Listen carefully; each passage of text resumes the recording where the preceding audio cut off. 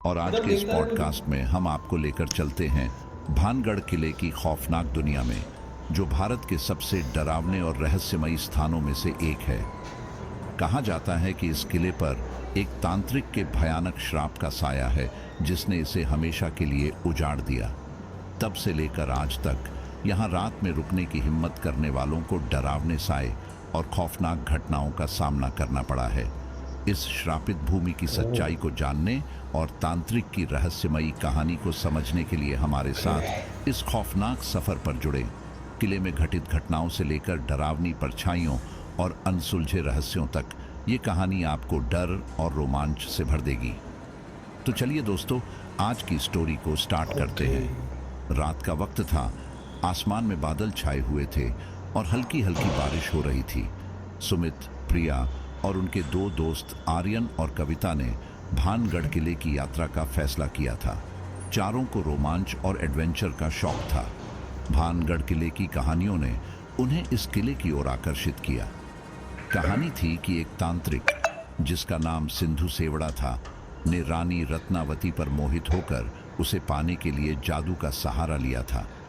लेकिन रानी ने उसका जादू पलट दिया, जिससे तांत्रिक की मौत हो गई। मरने से पहले उसने पूरे किले को श्राप दे दिया कि यहाँ कोई भी जीवित नहीं रह पाएगा। तब से यह किला वीरान पड़ा है और यहाँ रात में रुकने पर पाबंदी है। लेकिन सुमित और उसके दोस्तों को भूत प्रेत की कहानियों पर यकीन नहीं था।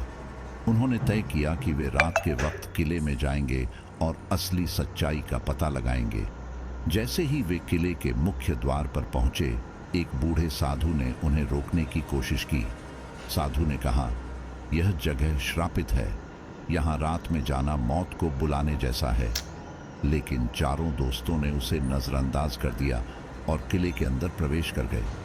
अंदर घुसते ही उन्हें एक अजीब सी ठंडक का एहसास हुआ, जैसे हवा में कुछ अनजानी डरावनी ऊर्जा हो। किले की दीवारें समय की मार झेल चुकी थी, लेकिन वहाँ की खामोशी एक अलग ही कहानी बयां कर रही थी। जैसे जैसे वे किले के अंदर बढ़ते गए, चारों को अजीब सी फुसफुसाहटें सुनाई देने लगीं। पहले तो उन्होंने इसे हवा का खेल समझा, लेकिन फिर एक पत्थर अपने आप उनके पास आकर गिरा। कविता ने घबराकर पूछा, यह कैसे हुआ? यहाँ तो कोई और नहीं है। सुमित ने मजाक करते हुए कहा, शायद तांत्रिक की आत्मा हमसे मिलने आई है। लेकिन उसकी हंसी जल्द ही गायब हो गई जब उन्होंने देखा कि एक पुरानी झरोखे से किसी काली छाया ने उन्हें घूरते हुए देखा। आर्यन ने टॉर्च से उस ओर रोशनी डाली, लेकिन वहां कुछ भी नहीं था। अब तक उनके अंदर डर घर कर चुका था, लेकिन वे यह सोचकर आगे बढ़ते गए कि शायद यह उनकी कल्पना का खेल है। जैसे ही वे किले के अंदर बने महल के पास पहुंचे, उन्हें एक गूंजती हुई हंसी सुनाई दी। यह आवाज इतनी खौफनाक थी कि उनकी रीढ़ की हड्डी तक सिहर उठी। किले का अंधेरा अब और गहरा होता जा रहा था और उनके दिलों की धड़कनें तेज। तभी अचानक प्रिया ने कहा, यहाँ से बाहर चलो, मुझे ये जगह ठीक नहीं लग रही। लेकिन दरवाजे तक पहुंचते ही उन्हें महसूस हुआ कि दरवाज़ा खुद ही बंद हो चुका है। और तभी उन्होंने देखा कि दीवार पर एक छाया बनने लगी। यह छाया इंसानी नहीं लग रही थी, वह धीरे धीरे बढ़ रही थी और उसकी आकृति तांत्रिक जैसी लग रही थी। सुमित, प्रिया, आर्यन और कविता दीवार पर बन रही उस छाया को देखकर पूरी तरह से जड़ हो गए। छाया धीरे धीरे और बड़ी होती जा रही थी, मानो वह उनके पास आ रही हो। सबके दिलों की धड़कन इतनी तेज हो चुकी थी कि उन्हें अपनी ही सांसें सुनाई देने लगी। आर्यन ने कांपती आवाज में कहा, ये क्या है? ये तो सच में तांत्रिक की छाया लग रही है। प्रिया की आंखें डर से फटी जा रही थी। उसने सुमित का हाथ कसकर पकड़ लिया, लेकिन सुमित भी इतनी दहशत में था कि उसके पास कोई जवाब नहीं था। अचानक वह छाया एक जगह ठहर गई और तभी कमरे में ठंडी हवा का तेज झोंका आया। वह हवा इतनी ठंडी थी कि चारों को लगा जैसे उनकी हड्डियां जम जाएंगी। दीवार से एक अजीब सी आवाज गूंजने लगी, तुम्हें किसने कहा कि यहाँ आओ? क्या तुमने श्राप की कहानियां नहीं सुनी?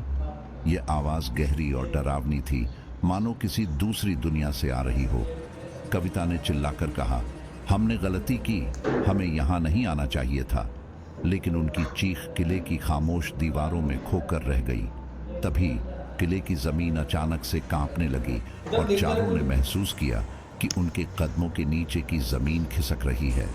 आर्यन ने संतुलन खोकर दीवार का सहारा लिया, लेकिन दीवार इतनी ठंडी थी कि उसे लगा जैसे उसने बर्फ को छू लिया हो। अब चारों को समझ में आने लगा था कि यहाँ कुछ बहुत गलत हो रहा है। सुमित ने हिम्मत जुटाकर कहा, हमें यहाँ से निकलना होगा, इससे पहले कि कुछ और अजीब हो। वे दरवाजे की ओर दौड़े, लेकिन दरवाज़ा अब भी बंद था।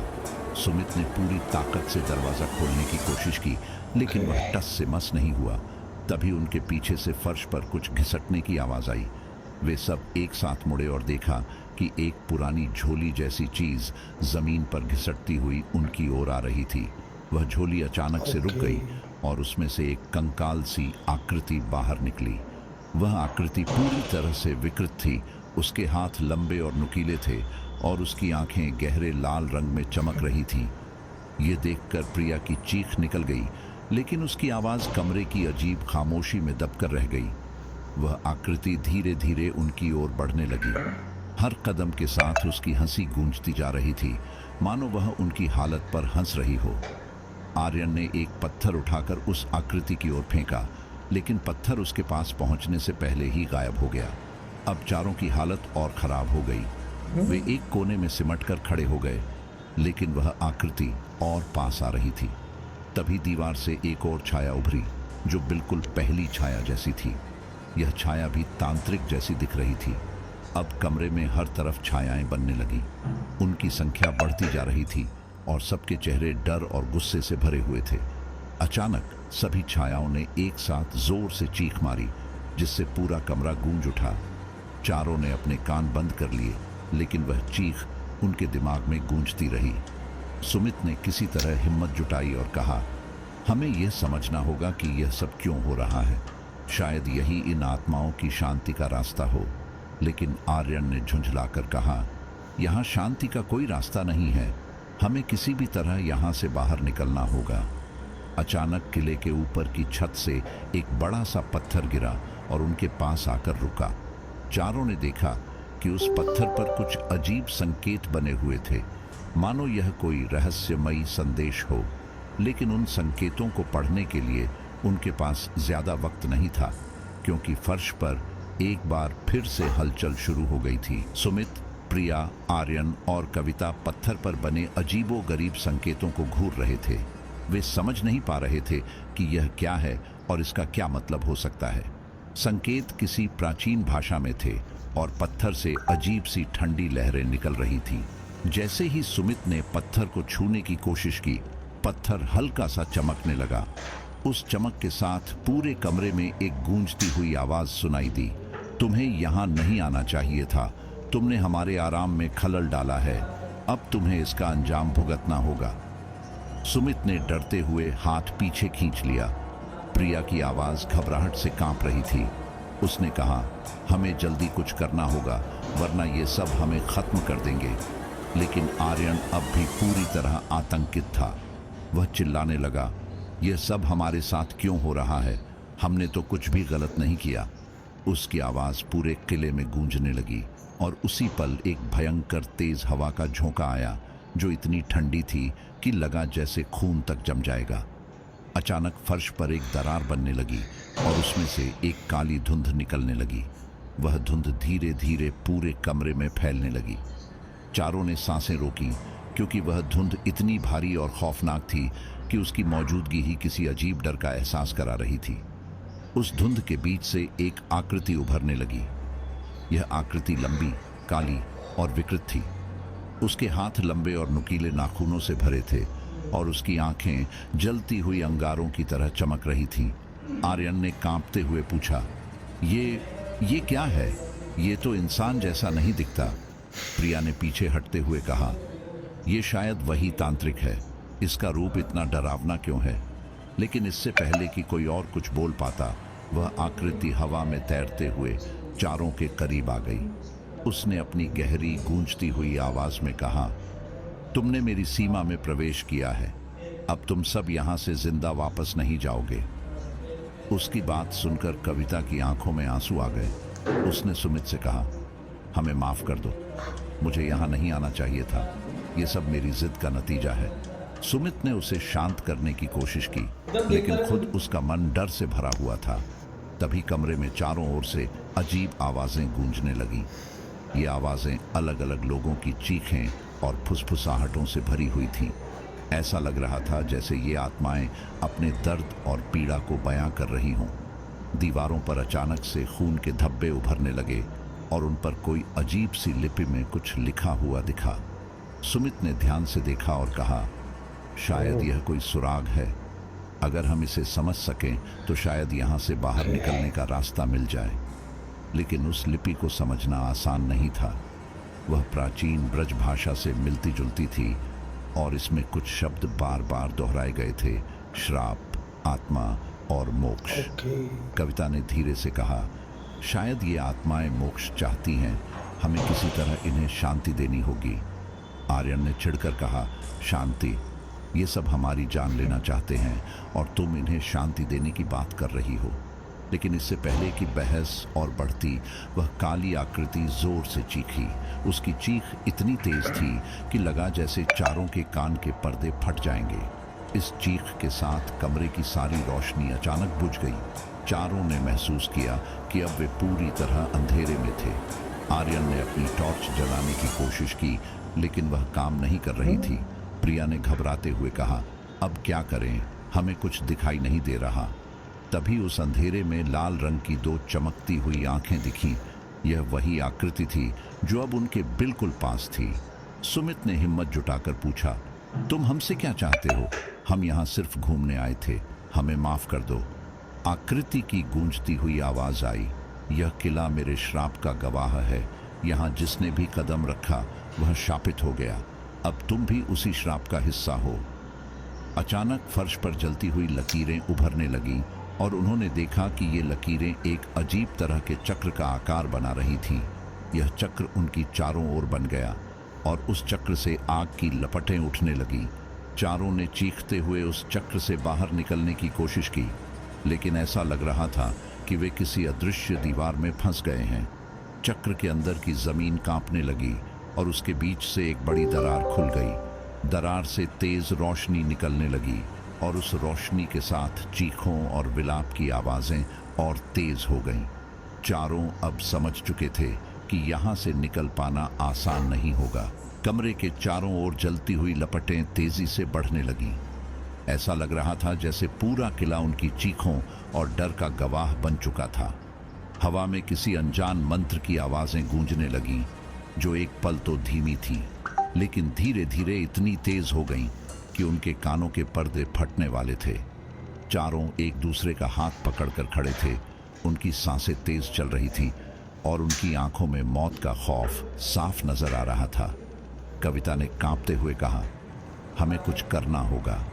हम यहाँ ऐसे खड़े रहेंगे तो ये चीजें हमें जिंदा नहीं छोड़ेंगी। सुमित ने इधर उधर देखने की कोशिश की, लेकिन चारों ओर बस अंधेरा और आग की लपटें थीं। हमें इस चक्र से बाहर निकलने का रास्ता खोजना होगा, उसने कहा। आर्यन ने डर और गुस्से में चिल्लाते हुए कहा, यह सब बेकार है, ये जगह शापित है, यहाँ से कोई भी जिंदा नहीं बच सकता। उसकी बात सुनकर प्रिया की आंखों से आंसू छलक पड़े। वह अपने फैसले को कोस रही थी कि उसने क्यों यहाँ आने की जिद की। लेकिन इससे पहले कि कोई कुछ कहता, हवा में अचानक से एक तेज गूंज उठी। यह आवाज ऐसी थी मानो कोई भारी चीज जमीन पर गिरी हो। चारों ने पलटकर देखा। एक बड़ा पत्थर जो शायद दरवाजे के पास था, वह अपनी जगह से खिसक गया था। उस पत्थर के पीछे एक अंधेरी सुरंग नजर आ रही थी। सुरंग से ठंडी हवा के झोंके आ रहे थे और उनके साथ किसी के धीरे धीरे रोने की आवाज भी सुनाई दे रही थी। शायद यह बाहर जाने का रास्ता हो, प्रिया ने हिम्मत जुटाकर कहा। सुमित ने सुरंग की ओर देखा और कहा, हमें इसे आजमाना चाहिए, यहाँ रुकने का मतलब है मौत। आर्यन और कविता ने सहमति में सिर हिलाया, लेकिन उनके चेहरों पर डर और असमंजस साफ झलक रहा था। जैसे ही चारों उस सुरंग में घुसे, उन्होंने महसूस किया कि वहां की हवा और ज्यादा ठंडी थी। दीवारों पर अजीब सी आकृतियां बनी हुई थीं। ये आकृतियां इंसानी चेहरों की थीं, लेकिन उनकी आंखों और मुंह से खून बहता हुआ नजर आ रहा था। उन चेहरों को देखकर प्रिया ने कांपते हुए कहा, यह जगह तो और ज्यादा खौफनाक है, हमें यहाँ से जल्दी निकलना होगा। सुरंग अंदर तक जाती हुई लग रही थी। रास्ता संकरा था और जमीन इतनी ठंडी थी कि लगा जैसे वह बर्फ की बनी हो। अचानक सुरंग के बीचों बीच एक भारी आवाज आई। ऐसा लगा जैसे किसी ने लोहे के दरवाजे को जोर से बंद कर दिया हो।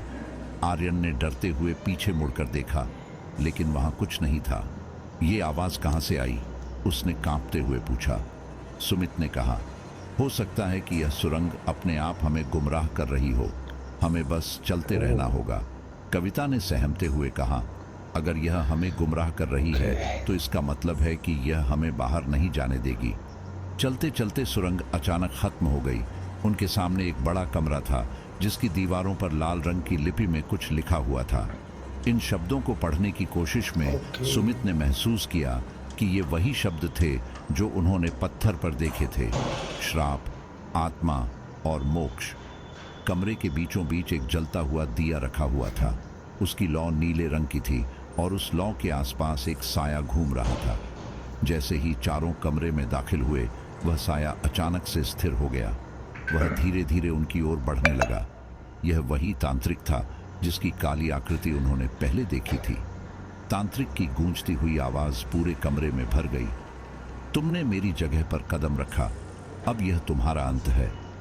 चारों ने एक दूसरे को देखा, लेकिन कोई कुछ बोल नहीं पाया। तांत्रिक ने अपना हाथ ऊपर उठाया और उसी पल पूरा कमरा आग की लपटों में घिर गया। कमरे में आग की लपटें तेजी से बढ़ रही थीं और तांत्रिक की मौजूदगी उनके दिलों को झकझोर रही थी। वह नीली लौ के पास खड़ा था। उसकी आंखें अजीब सी चमक रही थीं, जैसे कि वह चारों की आत्मा को देख सकता हो।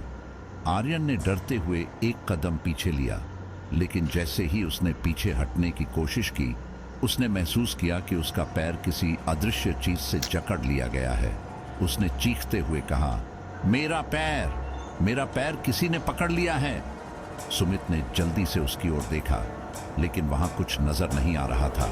यह डर और भी गहरा हो गया था, क्योंकि अब हर किसी को लगने लगा था कि यहां से बचना लगभग नामुमकिन है।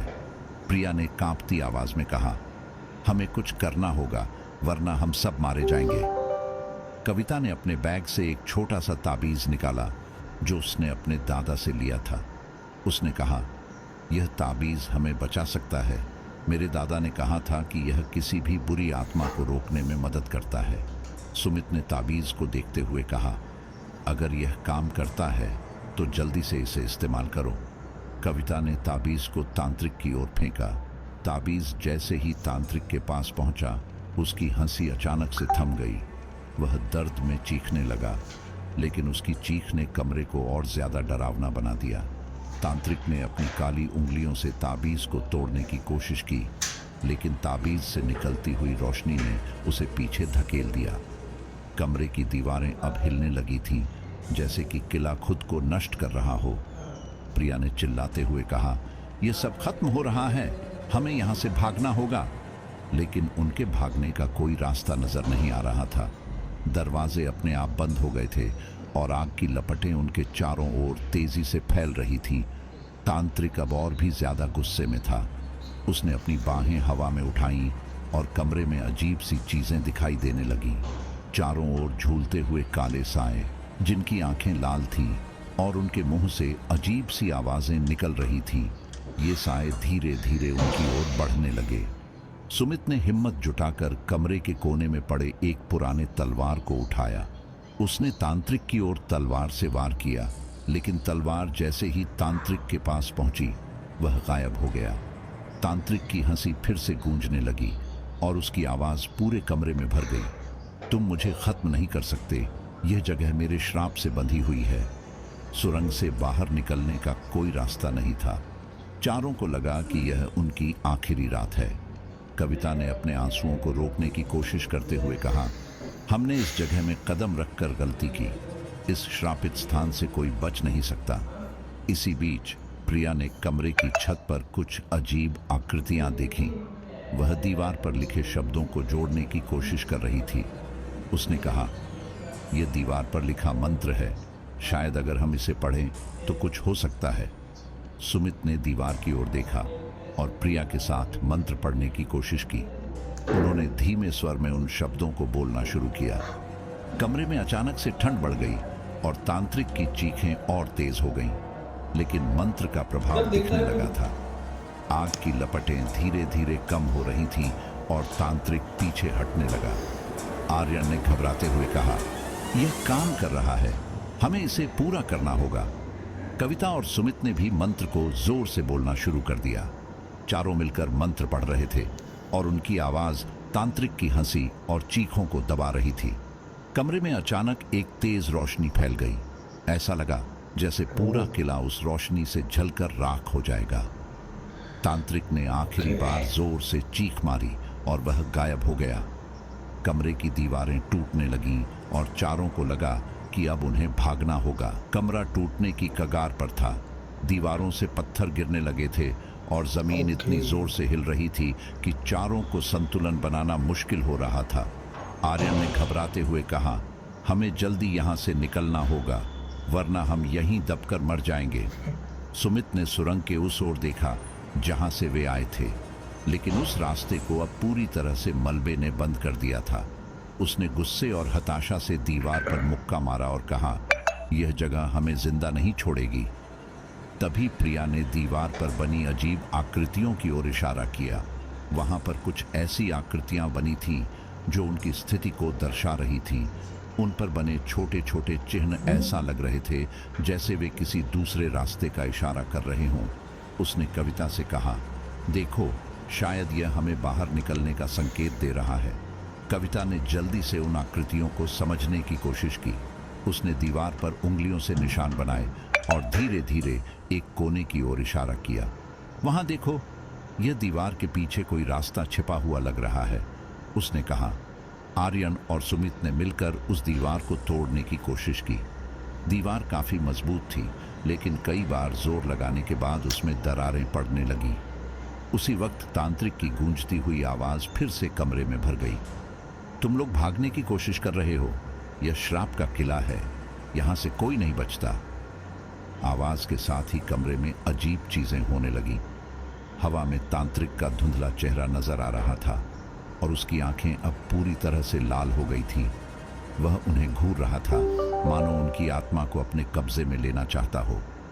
सुमित ने चिल्लाकर कहा, हम डरने वाले नहीं हैं, हम यहां से बाहर निकलेंगे। दीवार अब लगभग टूटने वाली थी, लेकिन जैसे ही आखिरी बार हुआ, दीवार के पीछे से एक और सुरंग निकल आई। ये सुरंग पहले से ज्यादा अंधेरी और डरावनी थी। सुरंग से तेज हवा आ रही थी, जिसमें किसी की कराहने की आवाजें साफ सुनाई दे रही थीं। चारों ने एक दूसरे को देखा। हमें इस सुरंग से गुजरना होगा, यह शायद हमारी आखिरी उम्मीद है, प्रिया ने कहा।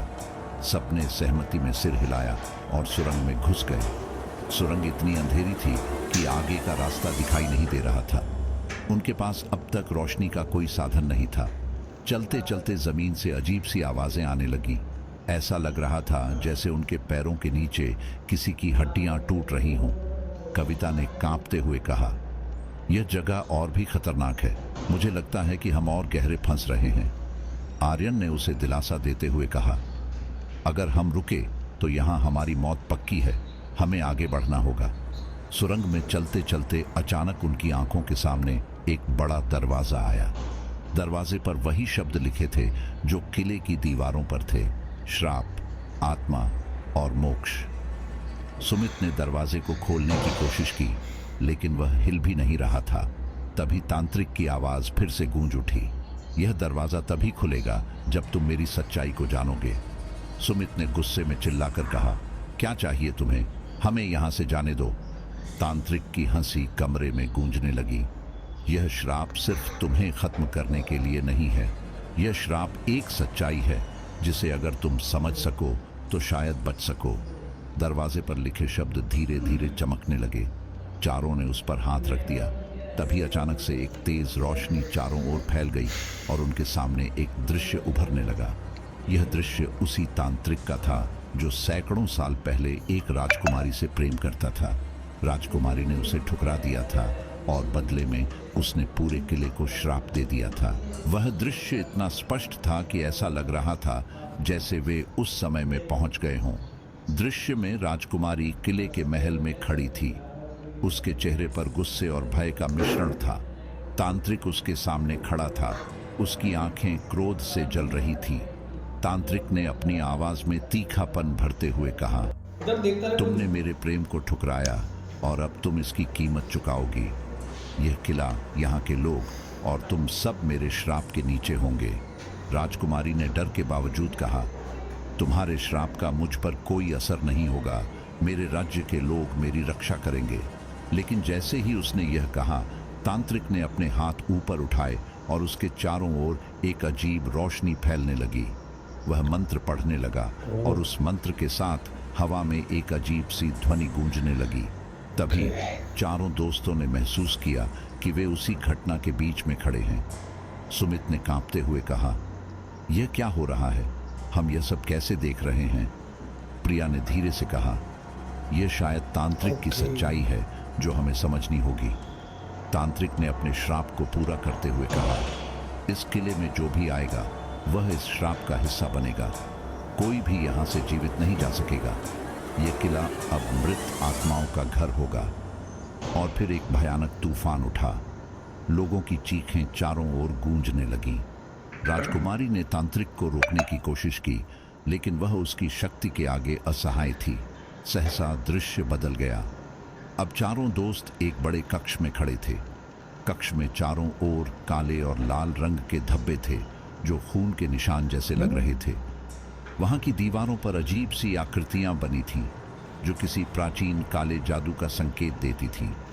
सुमित ने कक्ष का निरीक्षण करते हुए कहा, यह वही जगह है जहां तांत्रिक ने अपना अंतिम श्राप दिया होगा। कक्ष के बीचों बीच एक बड़ी मूर्ति थी जो तांत्रिक के जैसे ही दिख रही थी। मूर्ति के हाथों में एक पुरानी किताब थी जिसके पन्ने हवा में खुद ब खुद पलट रहे थे। प्रिया ने कहा, यह किताब शायद उस श्राप का रहस्य खोल सकती है। हमें इसे पढ़ना होगा। आर्यन ने धीरे धीरे किताब को छुआ और उसके पन्ने और तेजी से पलटने लगे। अचानक किताब से एक तेज रोशनी निकली और चारों के सामने तांत्रिक की छवि प्रकट हुई। वह हवा में तैरता हुआ उनके पास आया और क्रोध में चिल्लाया, तुमने मेरी किताब को छूने की हिम्मत कैसे की? कविता ने हिम्मत जुटाकर कहा, हम यहाँ इसलिए आए हैं क्योंकि हमें तुम्हारे श्राप के पीछे की सच्चाई जाननी थी। तुमने जो किया वह गलत था। तांत्रिक ने ठाका लगाते हुए कहा, सच्चाई?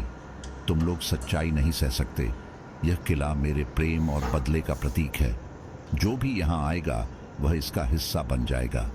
सुमित ने गुस्से में कहा, हम इस किले को तुम्हारे श्राप से मुक्त करेंगे, चाहे कुछ भी हो जाए। तांत्रिक ने अपनी लाल आंखों से उन्हें घूरते हुए कहा, अगर तुमने ऐसा करने की कोशिश की तो इसकी कीमत तुम्हें अपनी जान से चुकानी पड़ेगी। तभी कक्ष के चारों ओर से अजीब सी छायाएं उभरने लगी। वे छायाएं धीरे धीरे चारों दोस्तों की ओर बढ़ने लगी। हर छाया से दर्द भरी चीखें और कराहने की आवाजें आ रही थीं। ऐसा लग रहा था जैसे वे छायाएं उनकी आत्माओं को खींच लेना चाहती हों। आर्यन ने तेजी से किताब के आखिरी पन्ने को पढ़ने की कोशिश की। उसने उस पर लिखा हुआ मंत्र जोर से पढ़ा। जैसे ही उसने मंत्र पूरा किया, तांत्रिक चीखने लगा। उसकी चीख इतनी तेज थी कि पूरे कक्ष की दीवारें कांपने लगी। लेकिन तांत्रिक अभी भी अपनी शक्ति को उन पर थोपने की कोशिश कर रहा था। प्रिया ने आर्यन से कहा, जोर से पढ़ो, यह मंत्र उसे खत्म कर सकता है। कविता और सुमित ने भी मंत्र पढ़ने में आर्यन का साथ दिया। कक्ष में अब रोशनी और अंधकार के बीच एक भयंकर संघर्ष चल रहा था। तांत्रिक ने आखिरी बार चिल्लाकर कहा, तुम मुझे खत्म नहीं कर सकते। यह किला हमेशा मेरा रहेगा। लेकिन मंत्र का प्रभाव बढ़ता गया और उसकी छवि धीरे धीरे धुंधली होने लगी। जैसे ही तांत्रिक की छवि धुंधली होने लगी, पूरे कक्ष में अचानक सन्नाटा छा गया। पर यह सन्नाटा ज्यादा देर तक नहीं रहा। दीवारों पर बनी आकृतियां अचानक से हिलने लगीं और उनमें से एक गूंजती हुई हंसी सुनाई दी। आर्यन ने किताब को कसकर पकड़े रखा, लेकिन उसके हाथ कांपने लगे थे। सुमित ने कक्ष के चारों ओर नजर दौड़ाई और देखा कि वह मूर्ति धीरे धीरे जीवंत हो रही थी। मूर्ति के पत्थर जैसे हाथों में हरकत होने लगी। उसकी आंखें जो पहले खाली थीं, अब उनमें आग की लपटें दिखाई देने लगी। मूर्ति से एक गूंजती हुई आवाज आई, तुमने मुझे कमजोर जरूर किया है, लेकिन मैं समाप्त नहीं हुआ हूं। मैं इस किले की हर दीवार में हूं, हर पत्थर में हूं। मुझे खत्म करना असंभव है। प्रिया ने डरते हुए कहा, अगर हम उसे पूरी तरह से खत्म नहीं कर सके तो वह हमें यहां से जाने नहीं देगा। कविता ने आर्यन को देखा और कहा, उस किताब में और कुछ देखो, शायद कुछ ऐसा हो जो इस श्राप को पूरी तरह तोड़ सके। आर्यन ने जल्दी जल्दी किताब के पन्ने पलटने शुरू किए। जैसे ही वह आखिरी पन्ने तक पहुंचा, उसने देखा कि उसमें एक और मंत्र लिखा था, लेकिन यह मंत्र इतना कठिन था कि उसे पढ़ने में उसे समय लग रहा था। तभी मूर्ति ने अपनी जगह से हिलना शुरू किया और अपने विशाल पत्थर के पैर को जमीन पर मारा। कक्ष की दीवारों से पत्थर गिरने लगे और एक भयंकर कंपन महसूस हुआ। सुमित ने आर्यन से कहा, जल्दी करो, वह हम पर हमला करने वाला है। आर्यन ने मंत्र पढ़ना शुरू किया, लेकिन मूर्ति की शक्ति इतनी बढ़ गई थी कि उसके शब्द दबने लगे। प्रिया और कविता ने भी उस मंत्र को दोहराना शुरू किया। धीरे धीरे मंत्र की गूंज पूरे कक्ष में फैलने लगी। तभी मूर्ति के हाथों से एक तेज रोशनी निकली और वह रोशनी सीधे आर्यन की ओर बढ़ी। आर्यन ने खुद को बचाने की कोशिश की, लेकिन रोशनी ने उसे पकड़ लिया। वह दर्द से चीख पड़ा। सुमित ने उसे संभालते हुए कहा, तुम मंत्र पढ़ते रहो, यह हमें बचाने का एकमात्र तरीका है। आर्यन ने अपनी पूरी ताकत लगाकर मंत्र को दोहराया। जैसे ही मंत्र खत्म हुआ, मूर्ति के चारों ओर से धुआं उठने लगा। उस धुएं के बीच से तांत्रिक की छवि फिर से प्रकट हुई। उसने गुस्से में कहा, तुम मुझे खत्म नहीं कर सकते, मैं अमर हूं। लेकिन मंत्र के प्रभाव से उसकी छवि कांपने लगी और वह धीरे धीरे गायब होने लगा। कक्ष की दीवारें अब टूटने लगी थीं। ऐसा लग रहा था जैसे पूरा किला गिरने वाला है। प्रिया ने चिल्लाकर कहा, हमें यहां से भागना होगा, यह किला अब हमारे लिए सुरक्षित नहीं है। सभी ने जल्दी से कक्ष से बाहर भागने की कोशिश की, लेकिन किले के हर रास्ते पर अजीब सी छायाएं उनका पीछा कर रही थीं। वे किसी तरह मुख्य दरवाजे तक पहुंचे, लेकिन वह बंद था।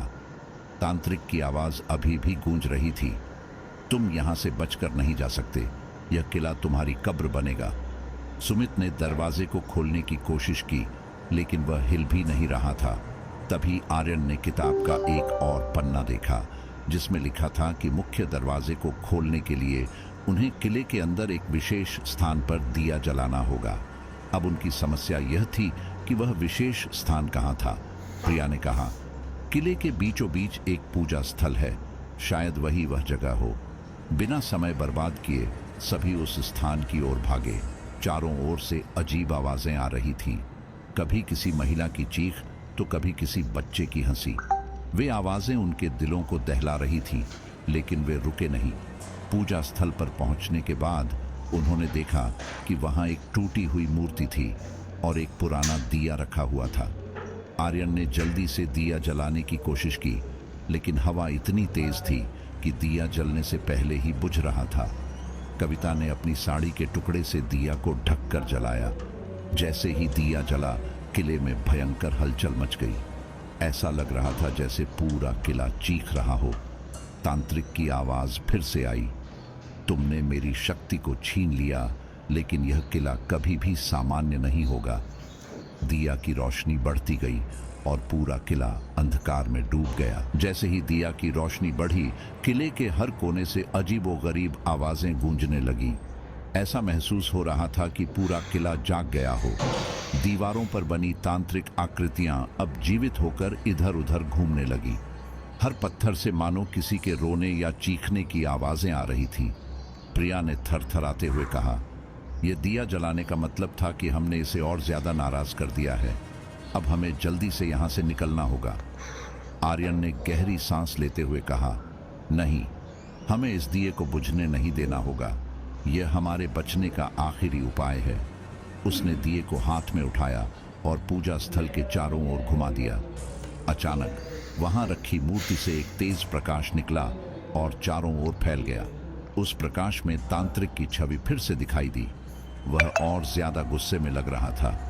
तुमने मेरी शांति भंग की है, तांत्रिक की आवाज गूंजी। तुमने यहाँ आकर बहुत बड़ी गलती की। अब इस किले में कोई नहीं बचेगा। यह किला तुम्हारी कब्रगाह बनेगा। उसकी आवाज़ इतनी डरावनी थी कि कविता रोने लगी। उसने प्रिया का हाथ पकड़ा और कहा, हमें यहाँ से भागना होगा। मैं अब और नहीं रुक सकती। लेकिन जैसे ही वे दरवाजे की ओर भागे, वह अपने आप बंद हो गया। दीवारों से काले धुएं की शक्ल में तांत्रिक की छवि उभरने लगी।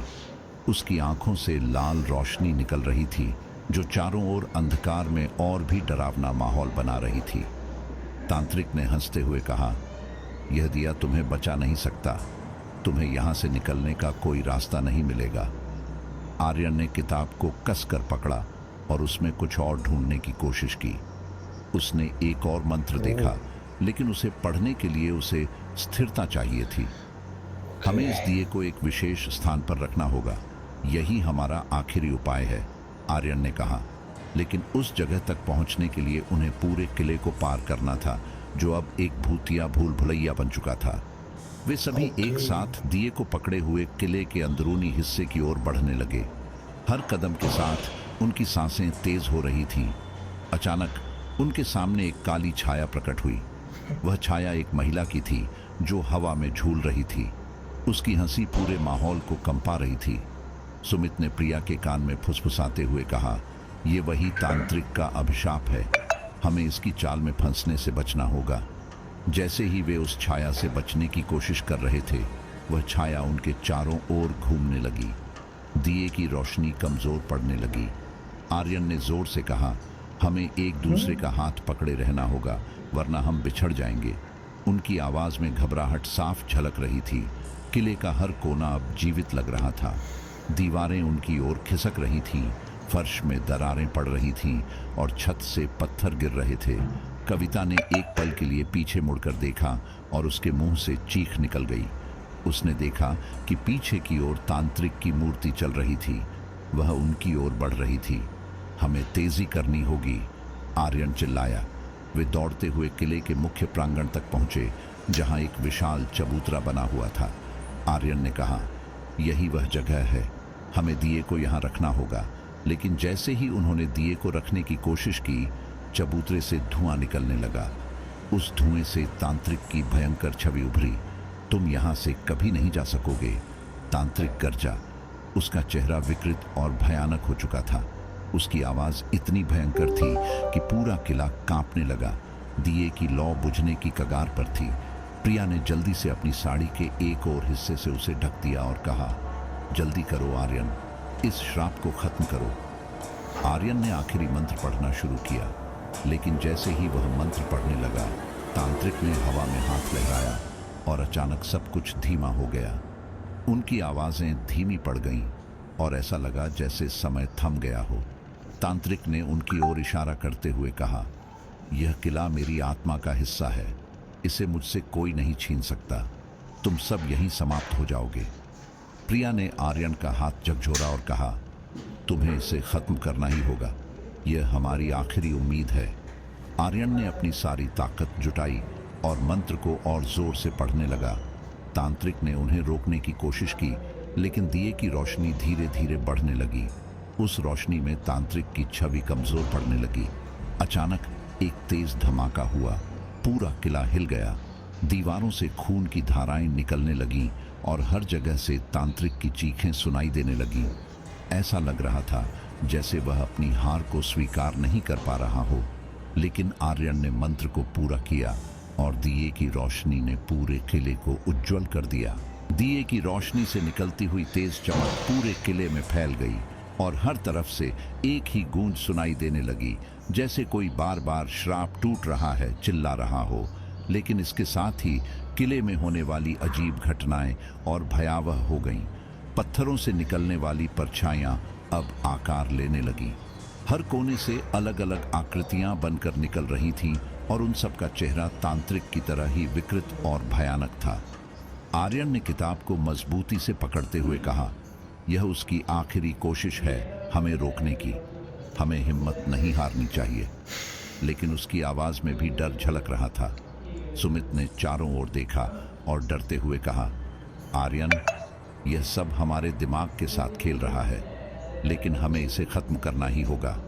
अगर हम हार गए तो यह किला हमारी कब्रगाह बन जाएगा। प्रिया ने धीरे से कहा, हमें इस दिए को बुझने नहीं देना चाहिए, चाहे कुछ भी हो। यह हमारी आखिरी उम्मीद है। अचानक किले के ऊपर से एक जोरदार आवाज आई, जैसे कोई विशालकाय दरवाजा बंद हो रहा हो। उन्होंने ऊपर देखा तो किले की छत एक विशाल अंधकार में बदल चुकी थी, जिसमें बड़ी बड़ी लाल आंखें चमक रही थीं। ऐसा लग रहा था जैसे खुद तांत्रिक ने किले को अपने शरीर में समा लिया हो। तांत्रिक की गूंजती हुई आवाज ने पूरे माहौल को और डरावना बना दिया। तुमने मेरी आत्मा को चुनौती दी है, अब मैं तुम्हें कभी चैन से नहीं जीने दूंगा। यह किला तुम्हें निगल जाएगा। कविता, जो अब तक बहुत डर चुकी थी, ने अचानक आर्यन का हाथ पकड़ लिया और कहा, क्या हम वाकई इसे खत्म कर सकते हैं? यह इतना शक्तिशाली है कि हमें किसी भी पल खत्म कर सकता है।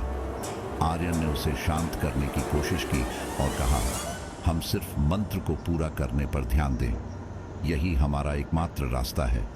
दिए की रोशनी अब इतनी तेज हो चुकी थी कि उनकी आंखें चौंधिया रही थीं, लेकिन इसके साथ ही किले के अंदर का अंधकार और भयंकर हो गया था।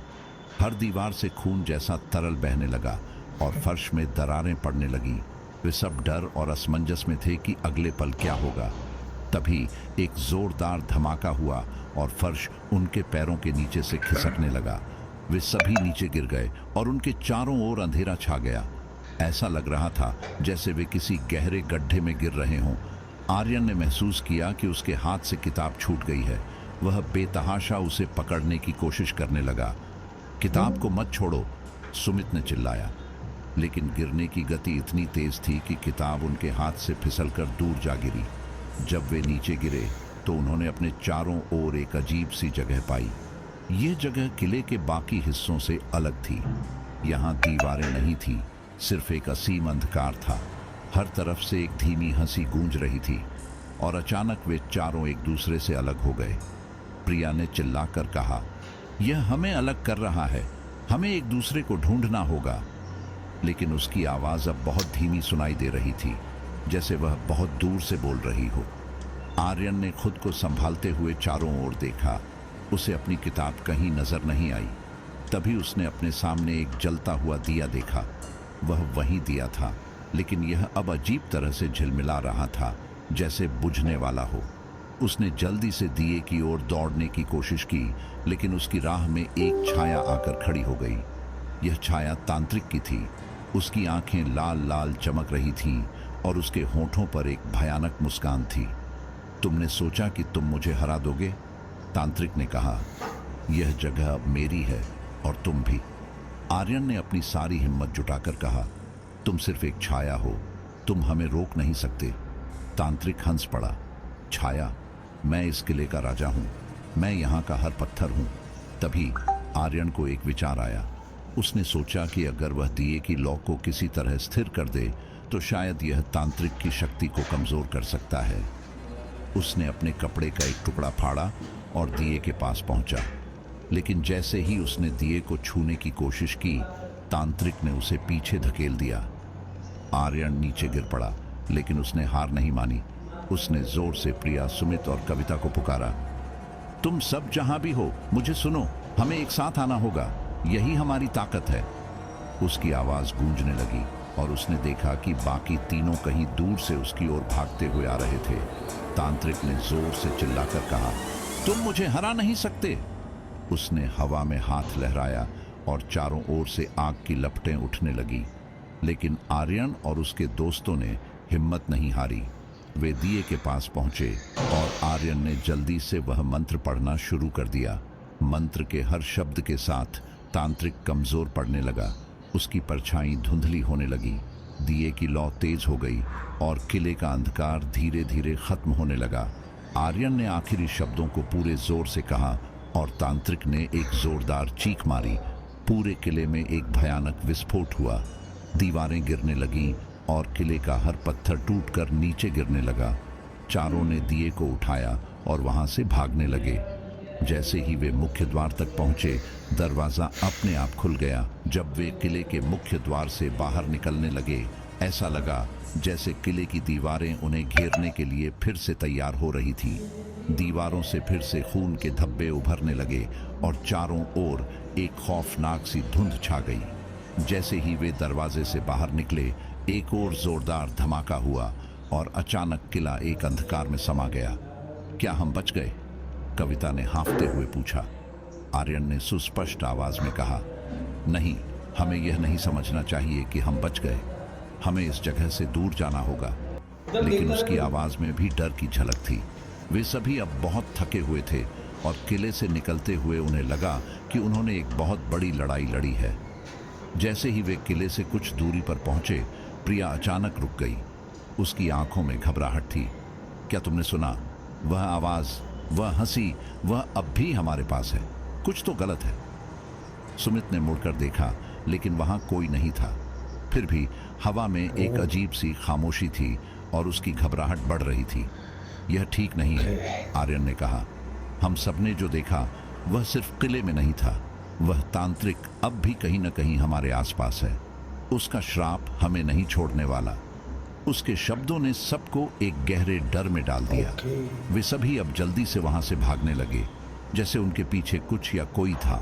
लेकिन उनके पैरों के नीचे जमीन कांप रही थी और जैसे जैसे वे और दूर जाते, वही खौफनाक हंसी और तांत्रिक की छाया उनके आसपास घेरने लगी। प्रिया ने जोर से चिल्लाते हुए कहा, हमें और आगे जाना होगा।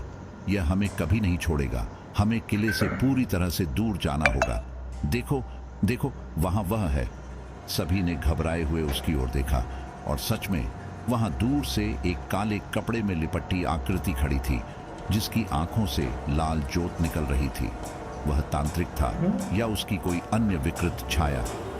हमें फिर से वापस नहीं लौटना पड़ेगा, आर्यन ने कहा और वे चारों दौड़ने लगे। जैसे जैसे वे आगे बढ़े, उस विकृत छाया ने उनका पीछा करना शुरू कर दिया। हर कदम के साथ उसकी आवाज तेज हो रही थी। उनकी आंखों के सामने वह सब कुछ फिर से घूमने लगा और यह महसूस होने लगा जैसे वे किले में वापस जा रहे हों।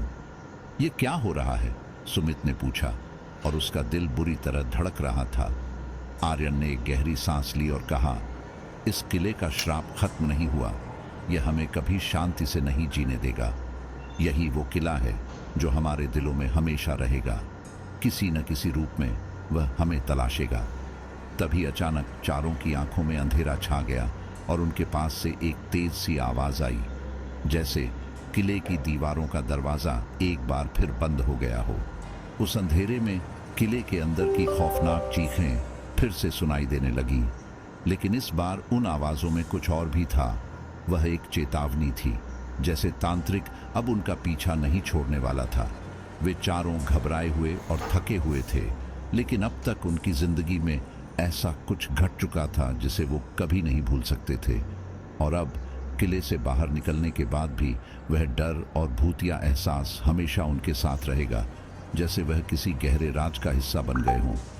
जैसे ही वे आगे बढ़ते रहे, अचानक एक तेज हवा का झोंका आया और सब कुछ शांत हो गया। पूरी दुनिया जैसे थम सी गई। यह किला अब उनके दिलों में एक राज बन चुका था और शायद कभी भी उनकी जिंदगी में वापस लौटकर उन्हें फिर से उस अंधेरे की ओर खींच लाएगा। क्या वे सच में बच पाए थे? क्या तांत्रिक का श्राप उनका पीछा करेगा? सवाल अनुत्तरित रहे और किला फिर से अपनी खामोशी में डूब गया, जैसे अब भी किसी का इंतजार कर रहा हो। तो दोस्तों, आज की स्टोरी यहीं पर समाप्त होती है।